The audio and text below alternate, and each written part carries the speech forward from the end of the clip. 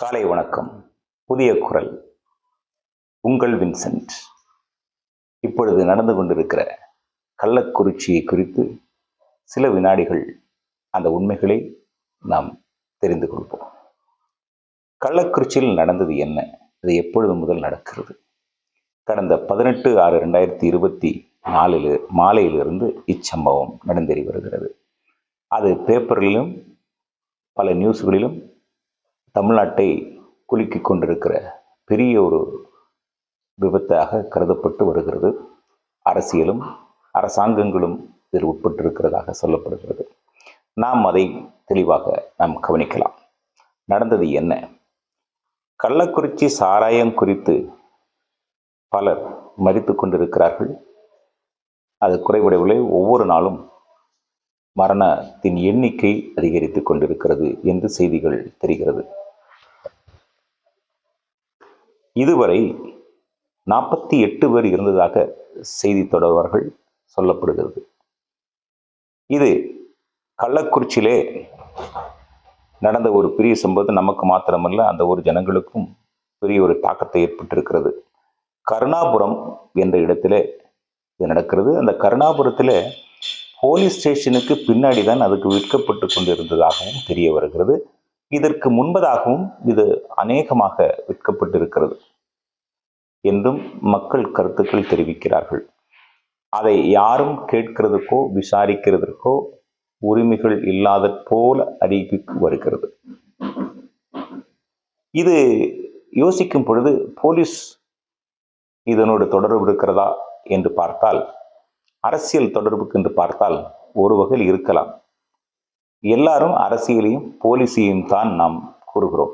ஆனால் என்னுடைய கருத்து என்னவென்றால், அரசியல்வாதிகளும் போலீஸும் அல்லாமற்பட்டவர்களும் உண்டு இதில். காரணம், அந்த ஊரில் எலெக்ஷன் நேரங்களிலே நான் ஓட்டு வாங்கும் பொழுது, நான் பஞ்சாயத்து எலெக்ஷன், அது மாதிரி ஒவ்வொரு எலெக்ஷன் வேட்பாளர்கள் எப்படி என்று சொன்னால், கவுன்சிலர்கள், வார்டு மெம்பர்ஸ்கள், இப்படிப்பட்ட மெம்பர் ஓட்டு வாங்குகிறவர்கள் கடந்து போகிறார்கள். ஏன்? அவர்களுக்கு இந்த தேசத்தின் மேல் ஒரு பற்றுதல் இருந்திருந்தால் இதை தடுத்திருக்கலாம். ஏனென்றால் அந்த ஊர் ஜனங்கள் தான் அங்கே சில தேர்ந்தெடுக்கப்பட்ட அந்த வார்டு மெம்பர்ஸ் அல்லது பஞ்சாயத்து தலைவர்கள்,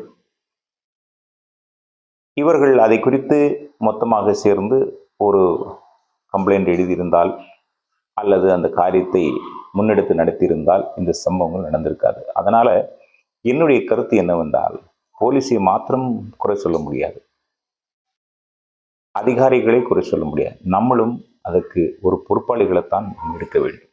ஒன்று. இரண்டாவதாக, இந்த விஷயத்தில் நாம் கொஞ்சம் தெளிவாய் பார்க்கும் பொழுது, அந்த மெத்தனால் என்ற லிக்கர், கலப்பட சாராயம் என்று சொல்லப்படுகிறதுல, அது ப்ரொடக்ட் பண்ணி விற்ற அவர்களை போலீசார் கைது செய்திருக்கிறார்கள். அவர்களிலே கல்லுக்குட்டி என்ற கோவிந்தராஜன், அவருடைய சகோதரன் தாமோதரன், அதோடு கூட 4 பேரையும் போலீசார்கள் கைது செய்யப்பட்டிருக்கிறார்கள். அதில் பின்புலம் அவர்கள் யார் என்பதை சரியான முறையில் விசாரித்தால் அது தெரிய வரும். ஆனால் இந்த மென்தால் என்ன அப்படின்றத நாம் பார்க்கிறதற்கு ஒரு விசேஷமாக, அது ஏன் அது பாய்சனாக மாறினது, ஏன் மக்கள் மரித்துக் கொண்டிருக்கிறார்கள் என்பதை பற்றி நாம் அப்புறமேட் பார்க்கலாம். இப்பொழுது நாம் பார்க்க வேண்டியது என்னவென்றால், தி நியூஸ் மின்ட் ரிப்போர்ட்டில் பல காரியங்கள், உண்மைகள் தெளிவாக எடுத்து சொல்லப்பட்டிருக்கிறது. என்னவென்று சொன்னால், இந்த போலீஸுக்கும் விற்பனையாளர்களுக்கும் உறவுகள் இருக்கலாம் என்று கூட கருதப்படுகிறது. ஏனென்று சொன்னால், அங்கே சுமதி என்ற ஒரு பெண் இந்த தி நியூஸ் மின்ட் ரிப்போர்ட்டருக்கு என்ன கூறியிருக்கிறார்கள் என்றால், இங்கே பல அசம்பாவிதங்கள் நடந்து கொண்டுதான் இருக்கிறது. ஏனென்றால் இதை குறித்து போலீஸிலே யாரும் ரிப்போர்ட் அல்லது தாக்கல் செய்திருந்தால் அவர்களை குறித்து போலீசார் அந்த விற்பனையாளர்களிடம் கூறுகிறார்கள்.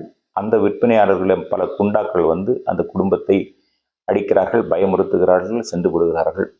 அப்பொழுது இதை கருத்தில் கொண்டு நாம் நினைக்கும் பொழுது, அந்த கள்ளக்குறிச்சி அந்த ஏரியாக்களிலே போலீஸினுடைய ஆதங்கம் இவர்களோடு கலந்திருக்கிறது என்பதை நாம் நினைக்க கூடுதலாக இருக்கிறது. அதுதான் உண்மை.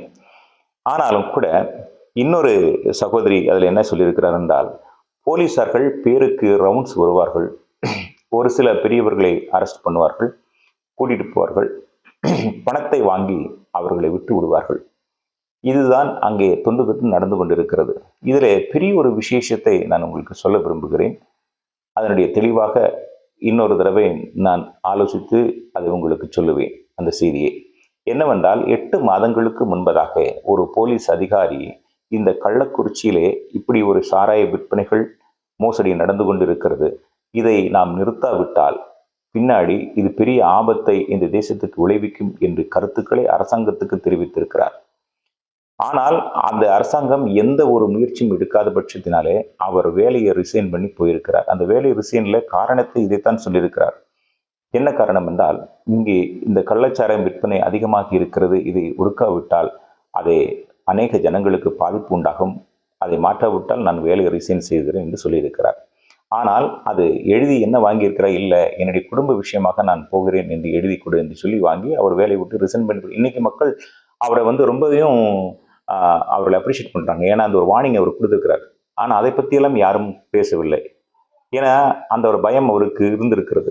ஆனால் இதையெல்லாம் கண்டுகொண்ட அரசாங்கமோ அல்ல போலீஸோ ஏன் அதுக்கு காரியம் எடுக்கிறது இல்லை? அப்போ என்ன, முழு முயற்சியாக பல பெரிய கும்பல்கள் இதில் இருக்கிறது என்பதை அறிகிறேன். இப்பொழுதாக தனிநபர் என்ற ஓய்வு பெற்ற நீதிபதியை அதில் நியமித்திருக்கிறார்கள். அது 3 மாத சமயம் கேட்டிருக்கிறார்கள் என்று சொல்லப்படுகிறது. அந்த 3 மாதத்தில் அவர் என்ன எழுதப் போகிறார் என்பதை நாம் பொறுத்திருந்து பார்க்கலாம். இன்னொரு விஷயம், அதில் நான் சில பாயிண்டுகளை நான் சொல்ல விரும்புகிறேன்.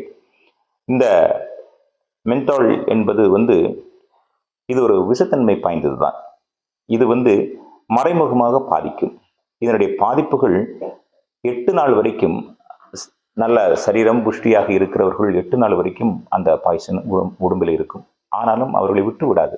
தாக்கங்கள் 8 நாள் வரைக்கும் இருந்து 8வது நாள் அவர் இறந்து விடுவார் என்பதுதான் சொல்லப்படுகிறது. ஏனால் அவ்வளவு நச்சுத்தன்மை அதில் இருக்கிறது. எரிபொருள் அது இருக்கிறது. எரிபொருளுடைய கண்டென்ட் எவ்வளவு இருக்கு தெரியுமா?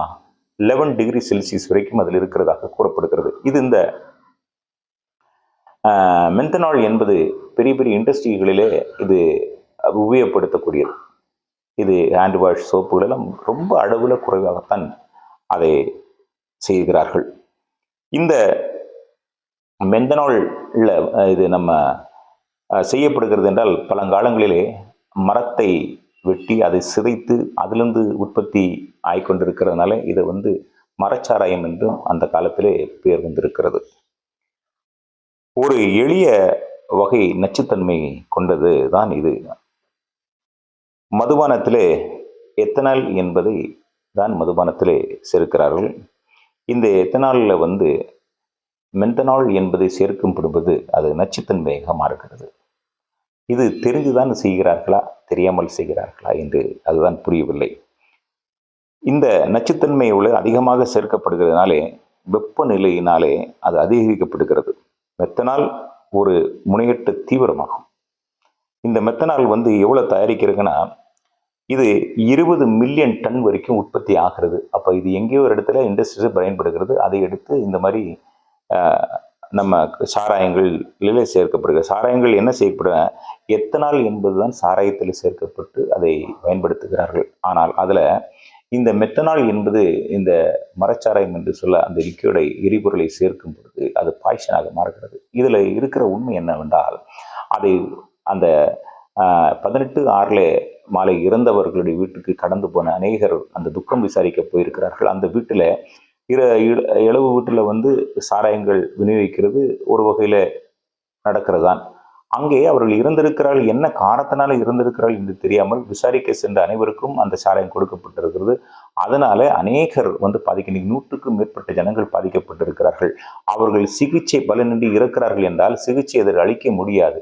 ஏனென்றால் அந்த திரவியம் உள்ளே சென்ற பிறகு, அது நான் சொன்ன பிறகு 8 மணி நேரம், அதாவது கிட்டத்தட்ட 30 மணி நேரம் என்றும் சொல்லுகிறார்கள், 8 நாள் என்றும் சொல்லுகிறார்கள். இந்த நாளுக்குள்ளே அதை எஃபெக்ட் ஆகி அவர்கள் இறந்து விடுவார்கள் என்று கூறப்படுகிறது. இது சயின்ஸ் முறையாக சொல்லும். ஸோ இதையெல்லாம் தெரிந்திருந்தும் இது நடக்கிறது என்றால் மக்களை அழிக்கிறதா இல்லை அழிகிற ஜனங்களுக்காக பணத்துக்காக விற்கிறார்கள் தெரியவில்லை. ஆனால் இந்த தி நியூஸ் மின்ட் ரிப்போர்ட் சொல்லப்படுகிற அதிர்ச்சியான தகவல்களை நாம் வாசிக்கும் பொழுது அது போலீஸும் அதனுடைய கையில் இருக்கிறதாகத்தான் கருதப்படுகிறது. என்னுடைய கருத்தின் பிரகாரம் அதில் எல்லா பொலிட்டிக்கல்ஸும் வார்டு மெம்பர் வரைக்கும் அது இருக்கிறார்கள் என்பது உண்மை தெரிய வரும். இதற்கு முன்பதாக இந்த ஒரு போலீஸார் சொன்ன விஷயங்களை நீங்கள் பொறுத்திருந்து கவனியுங்கள். அதை நான் ஃபுல் டீட்டெயிலாக உங்களுக்கு யார் எவர் என்பதை அடுத்த முறை உங்களை சந்திக்கும் பொழுது நான் எடுத்துக்கொள்கிறேன். இந்த புதிய குரல் புதிய உண்மைகளோடு கூட உங்களோட பேச இதை கண்டினியூவாக உங்கள் நண்பர்களுக்கும் தெரியுங்கள். எங்களோடு இணைந்து கொள்ளுங்கள். நன்றி.